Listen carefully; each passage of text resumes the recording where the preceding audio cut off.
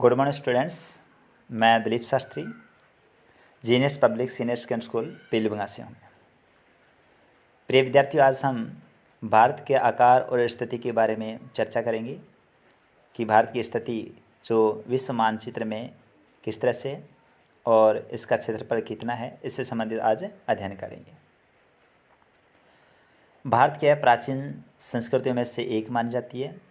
विश्व के अंदर आज भी भारत की संस्कृति है, उसका वर्चस्व है। और पिछले 5 दशकों में तो भारत ने सामाजिक आर्थिक रूप से बहुमुखी उन्नति भी की है। कृषि, उद्योग, तकनीकी और सर्वांगीण आर्थिक विकास है, उसमें अद्भुत प्रगति हुई है। भारत का विश्व इतिहास में महत्वपूर्ण योगदान रहा है। यानी भारत आज भी देखा जाए तो विश्व की महान हस्तियों में गिनी जाती है। और संस्कृति के रूप में देखा जाए तो भारतीय संस्कृति है पूरे विश्व के अंदर अपना वर्चस्व रखती है। भारत की स्थिति कैसी है? भारत एक विशाल देश है और क्षेत्रफल की दृष्टि से ये 7वां स्थान है इसका। भारत का विश्व के अंदर 7वां स्थान है। यह उत्तरी गोलार्ध में स्थित है। उत्तरी गोलार्ध में स्थित है। ये गोलार्ध है अपना, उसके उत्तरी गोलार्ध में स्थित है। और इसका मुख्य भाग क्या है? 8 डिग्री 4 मिनट उत्तर से, 37 डिग्री 6 मिनट उत्तरी अक्षांश से और 68 डिग्री 7 मिनट पूर्व से 97 डिग्री 25 मिनट पूर्व देशांतर तक है। कर्क रेखा है वो 23 डिग्री 30 मिनट यानी 23.5 डिग्री उत्तर से उत्तर में देश को लगभग 2 भागों में विभाजित करती है। 2 भागों में विभाजित करती है। कैसे? ये भारत का एक मानचित्र है। और जो आपको कर्क रेखा के बारे में बताया था, ये कर्क रेखा है वो भारत के यहाँ से गुजरती है, यानी 2 भागों में लगभग विभाजित करती है, 23.5 डिग्री। तो यहाँ हम कह सकते हैं कि भारत को 2 भागों में विभाजित करने वाली एक रेखा है जिसे हम कर्क रेखा कहते हैं। मुख्य भूभाग के दक्षिण पूर्व में और अंडमान निकोबार द्वीप समूह के बंगाल की खाड़ी में तथा दक्षिण पूर्व में लक्षद्वीप समूह अरब सागर में स्थित है। और अपने एटलस की सहायता से इन द्वीप समूह का विस्तार से हम ज्ञात करेंगे। देखो, हमारे जो क्षेत्र विशेष है भारत का, और क्षेत्र विशेष में ये क्षेत्र है ना, ये क्षेत्र, ये अंडमान निकोबार द्वीप समूह का क्षेत्र है। इस साइड में लक्षद्वीप है, इस साइड में लक्षद्वीप है, इधर ये श्रीलंका है और इधर ये बांग्लादेश है, ये नेपाल और भूटान क्षेत्र है, ये ऊपर का हिस्सा चीन का है, इधर अफ़गानिस्तान की सीमा लगती है, ये हमारा पाकिस्तान, हमारे पड़ोसी देश पाकिस्तान है। हालांकि पाकिस्तान और चीन के साथ इतने अच्छे संबंध नहीं है। हाल ही में चीन के साथ में काफ़ी विवाद चला था सीमा क्षेत्र के रूप में, और पाकिस्तान के तरफ लंबे समय से चलता ही आ रहा है। ये हमारे पड़ोसी देश थे। अब प्रिय विद्यार्थियों, भारत का जो क्षेत्र विशेष है उसमें आकार विशेष हम देख सकते हैं कि भारत के भूभागों का कुल क्षेत्रफल लगभग कितना है? 32,08,000 वर्ग किलोमीटर, लगभग 32,08,000 वर्ग किलोमीटर है। भारत का क्षेत्रफल विश्व के कुल क्षेत्रफल का कितना भाग है? 2.4% है। ठीक है, भारत विश्व का 7वां बड़ा देश है, यानी क्षेत्रफल की दृष्टि से 7वां बड़ा देश माना जाता है। भारत की स्थल सीमा लगभग कितनी है? 15,200 किलोमीटर है। स्थलीय सीमा कितनी है? 15,200 किलोमीटर है। समुद्री तट रेखा अंडमान निकोबार द्वीप समूह तथा लक्षद्वीप के साथ 7,516.6 किलोमीटर है। भारत की उत्तरी पश्चिमी, उत्तर तथा उत्तरी पूर्वी सीमा पर नवीनतम वलित पर्वत है। उत्तर पश्चिम, उत्तर व उत्तरी पूर्वी जो क्षेत्र है वहाँ वलित पर्वत है। यानी आपको बता देता हूँ, ये भारत का नक्शा है और इस नक्शे के अंदर आप आराम से गौर से देखिए। ये जो क्षेत्र है ये थोड़ा सा इधर से, ये पर्वतमाला का क्षेत्र विशेष है, यानी इससे के अंदर क्या है? वलित पर्वतमाला है, पर्वतीय क्षेत्र माना जाता है। ऊपर का जम्मू कश्मीर से इस साइड, उत्तराखंड से होकर के ये ऊपर का हिस्सा ना, उत्तर प्रदेश के ऊपर के हिस्सा के साइड में, और इस साइड में देखें तो अरुणाचल प्रदेश, ये क्षेत्र है सारा का सारा, ये सारा का सारा क्या है? वलित पर्वतमाला है यहाँ। ठीक है, हिमालय पर्वत है, हिमालय पर्वत की वलित पर्वतमाला है जो हम कह सकते हैं पठारी क्षेत्र, हम कह सकते हैं पठारी क्षेत्र है। अब देखिए कि इसके दक्षिण भूभाग उत्तर से चौड़ा है, दक्षिणी भूभाग उत्तर में चौड़ा है तथा 22 डिग्री उत्तरी अक्षांश से हिंद महासागर की ओर संकरा होता गया है। यानी हिंद महासागर की तरफ जाओगे तो संकरा होता जाएगा। अब देखा जाए तो भारत का नीचे का हिस्सा है वो संकरा है, ऊपर का हिस्सा थोड़ा सा नीचे के हिस्से से ठीक है, बीच का हिस्सा थोड़ा सा बड़ा सा है, तो हम कह सकते हैं कि नीचे का हिस्सा संकरा होता जा रहा है। इसके पश्चिम अरब सागर, पूर्व में बंगाली खाड़ी स्थित है। अब देखिए ये हमारा नक्शा है और इस नक्शे में देखिए ये भारत का नक्शा है और भारत के नक्शे में यहाँ ये बंगाल की खाड़ी है, ये क्षेत्र है बंगाल खाड़ी है और ये अरब सागर है और नीचे का सागर क्या है, हिंद महासागर है। नीचे का हिस्सा क्या है, हिंद महासागर है। इसका मतलब क्या है कि भारत के जो दक्षिणी पूर्वी भाग है वहाँ क्या है, बंगाल की खाड़ी है और दक्षिणी पश्चिमी भाग है उस साइड में क्या है, अरब सागर है और दक्षिणी भाग में हिंद महासागर है। ठीक है, जहाँ श्रीलंका का नक्शा दिखाई दे रहा है नीले से कलर का, उस साइड में क्या है, हिंद महासागर है।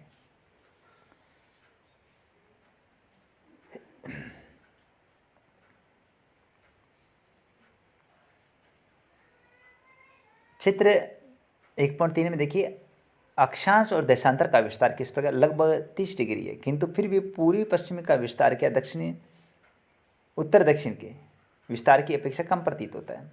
गुजरात से अरुणाचल प्रदेश के स्थानीय समय में 2 घंटे का, यानी गुजरात और अरुणाचल प्रदेश है उसका स्थानीय जो समय देखा जाए तो वो क्या है, 2 घंटे का अंतर है। देखो यहाँ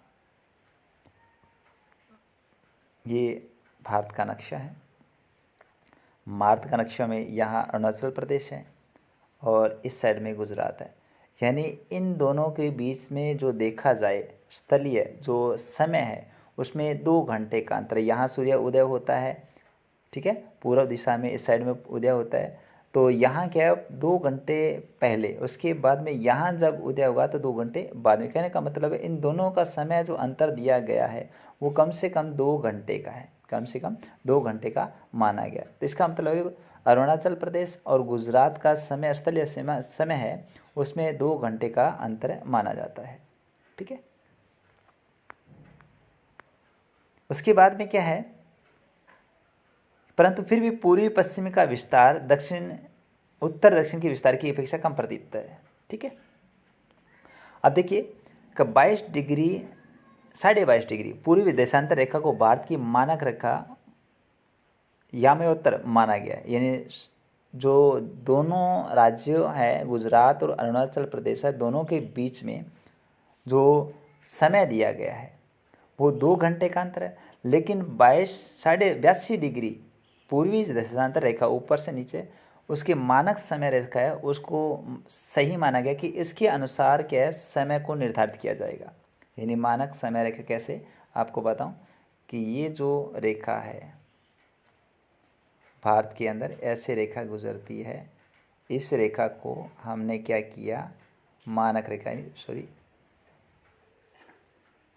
ये रेखा जो देशांतर रेखा है, इस तरह की जो रेखा है उसको क्या है इसका समय है, इन दोनों राज्यों का जो समय देखा जाए तो 2 घंटे का अंतर है। तो इसलिए क्या अरुणाचल और गुजरात के बीचों बीच जो एक रेखा गुजरती है मानक रेखा 82 डिग्री पूरी देशांतर रेखा है उसको क्या है एक मानक रेखा है, इस समय को और इस समय को आधार मान करके और भारत के समय को निर्धारित किया गया है, भारत के समय उसको निर्धारित किया गया है। ठीक है, तो अभी क्या है 82.5 डिग्री पूरी देशांतर रेखा है उसको मानक रेखा मान करके समय निर्धारित किया गया है जो कि उत्तर प्रदेश से मिर्ज़ापुर से गुजरती है, उत्तर प्रदेश है उसकी मिर्ज़ापुर से गुजरती है। अक्षांश का प्रभाव दक्षिण से उत्तर की ओर दिन रात को अवधि पर पड़ता है। अब देखिए उत्तर और दक्षिण है उसमें क्या है अक्षांश का भी प्रभाव पड़ता है, दिन रात का, दिन और रात का अंतर पड़ता है और सर्दी गर्मी का भी अंतर पड़ता है। ठीक है, भारत तथा विश्व इसके बारे में हम जानकारी प्राप्त करें तो किस प्रकार से भारतीय भूखंड एशिया महाद्वीप के पूर्व और पश्चिम के मध्य में स्थित है। भारत का भूभाग है वो क्या है, एशिया महाद्वीप के पूर्व और पश्चिम के मध्य स्थित है। आपको बताया कि भारत एशिया महाद्वीप में पड़ता है। एशिया विश्व का सबसे बड़ा महाद्वीप है, ठीक है। भारतीय भूभाग एशिया महाद्वीप का दक्षिण विस्तार है। हिंद महासागर जो कि पश्चिम में यूरोपीय दो देश है और पूर्वी एशियाई देशों को मिलाता है। अब देखिए हिंद महासागर क्या करता है, पश्चिम में किसको मिलाता है, यूरोपीय देशों को मिलाता है, और पूर्व में पूर्वी एशियाई देश है उनको आपस में मिलाता है। बात को केंद्रीय स्थिति प्रदान करता है, यानी केंद्रीय स्थिति प्रदान करता है। इन दोनों देशों को मिलाने की जो केंद्रीय स्थिति है वो भारत प्रदान करता है। देखिए दक्षिण का पठार हिंद महासागर शीर्षवत फैला हुआ है और पश्चिम एशिया, अफ्रीका और यूरोप के देशों के साथ साथ पूर्व एशिया के देशों से भी पूर्वी तट के माध्यम से निकटतम संबंध बनाए हुए। हिंद महासागर में किसी भी देश को तटीय सीमा भारत जैसे नहीं है, यानी हिंद महासागर में किसी भी देश की तटीय सीमा भारत जैसी ही नहीं है, क्योंकि भारत की जो तटीय स्थिति है वो क्या है कि अनेक प्रकार के बंदरगाह के रूप में बनाती है। और ये देखा जाए तो नीचे वाला प्रायद्वीप के रूप में है। भारत का नीचे का हिस्सा इस तरह से वो प्रायद्वीप के रूप में है। तो यहाँ देखिए बंदरगाह काफ़ी है, इस साइड में, इस साइड, दोनों साइड में। तो ये क्या क्या प्रायद्वीप के रूप में भी काम करता है, ठीक है। और विश्व के अंदर जो व्यापार विशेष है उसको बढ़ाने के लिए और बंदरगाह का होना बहुत ही ज़रूरी है। भारत की इसी महत्वपूर्ण स्थिति के कारण से एक महासागर का नाम उसके नाम पर रखा गया है, यानी हिंदुस्तान से हिंद महासागर रख दिया, ठीक है, ठीक है।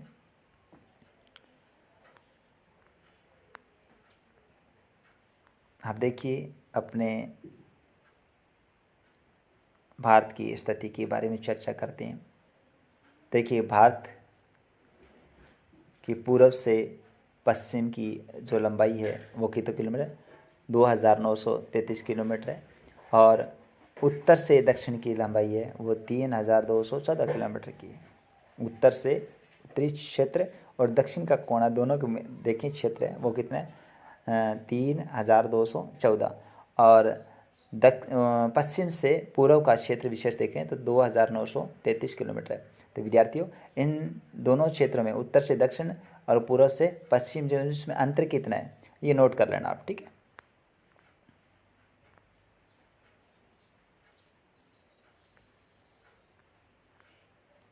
उसके बाद हम देखा जाए तो भारत का विश्व के देशों के साथ संपर्क युगों समान मिलता रहा है, यानी युगों समान। भारत का विश्व के देशों के साथ संपर्क युगों पुराना है, यानी हर विशेष देश है उनके साथ में संबंध रहा है और अच्छे संबंध, अभी भी अच्छे संबंध है। कुछ देशों को छोड़ करके, जो पड़ोसी देश है पाकिस्तान और चाइना को छोड़ करके, बाकी देशों के साथ इनका बहुत अच्छा संबंध है। परंतु यह संबंध समुद्री जलमार्गों की अपेक्षा भूमार्ग से होकर था।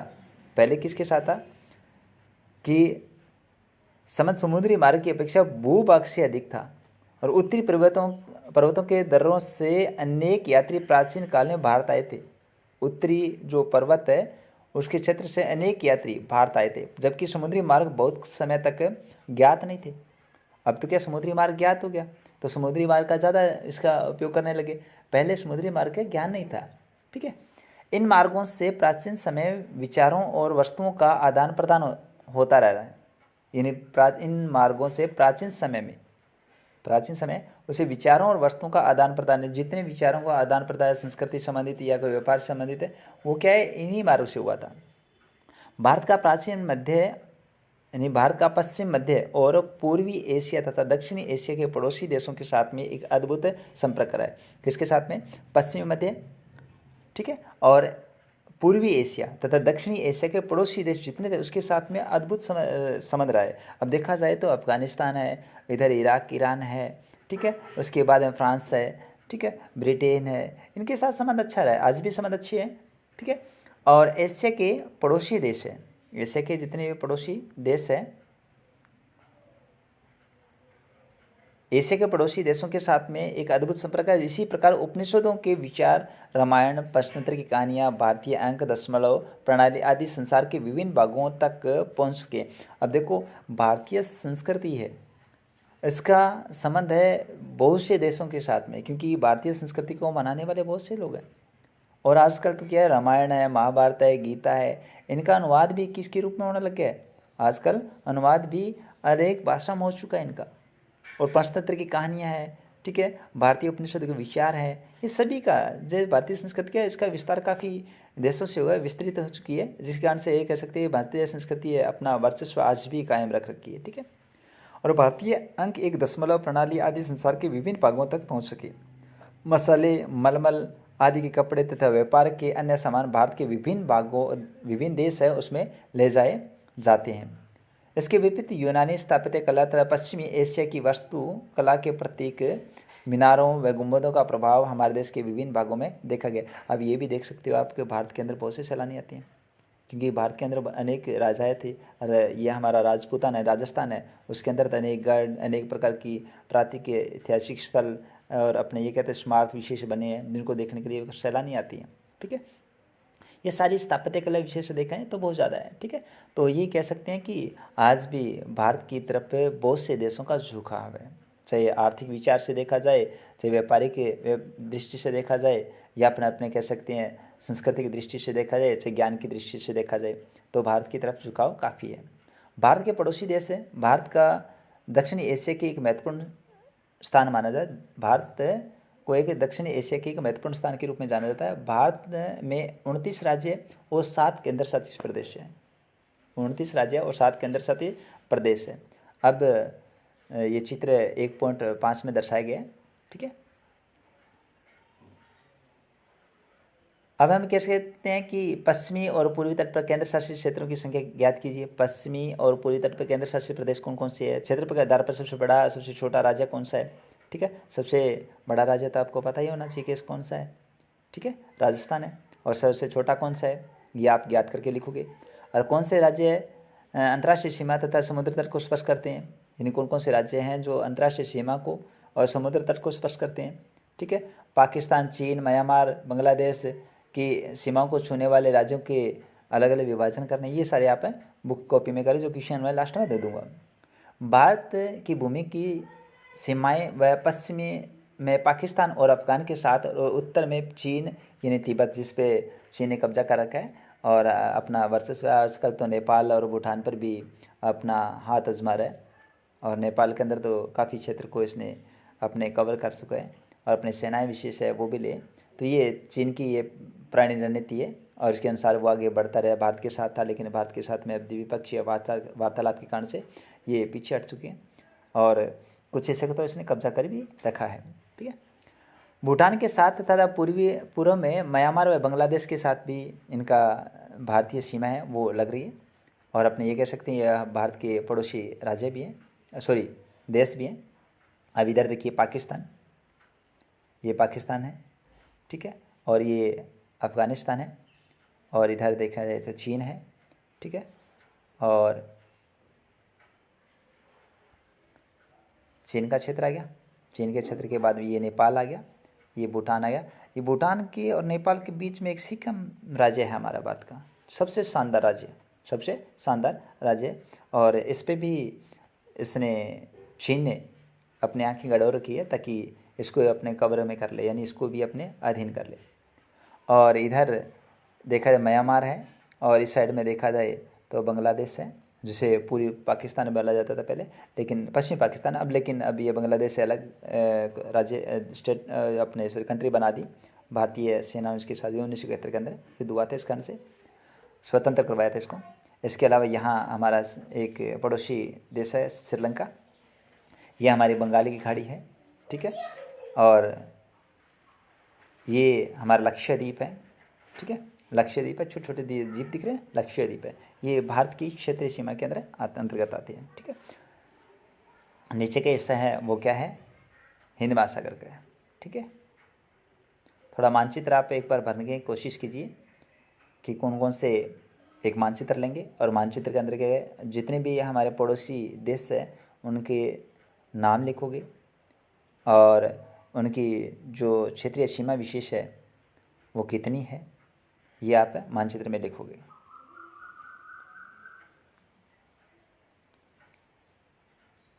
आज हमारे भारत की स्थिति और भारतीय मानचित्र इसके बारे में अध्ययन किया। और प्रिय विद्यार्थियों, जब तक आपको मानचित्र भरना नहीं आएगा तब तक आप न तो भारत की स्थिति और आकार को जान पाओगे और न ही इसे ज्ञात कर पाओगे।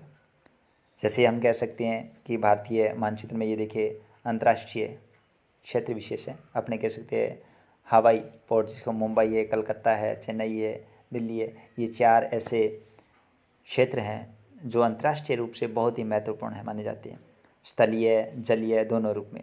तो ये दिल्ली तो अपने कह सकते हैं स्थलीय रूप में, हवाई जो अंतर्राष्ट्रीय हवाई अड्डा है, कलकत्ता भी है, और मुंबई और चेन्नई एक ऐसे हैं जो जलीय और स्थलीय के रूप में भी जाने जाते हैं। ठीक है, तो वायु मार्ग और समुद्री मार्ग दोनों के रूप में ये 4 एक ऐसे जगह हैं जहाँ भारत का महत्वपूर्ण या अपने केंद्र बिंदु माना जाता है। तो धन्यवाद विद्यार्थियों, इस अध्याय को ध्यानपूर्वक पढ़ने के लिए। कल हम एक नया चैप्टर या नया अध्याय शुरू करेंगे, और तब तक लिए नमस्कार।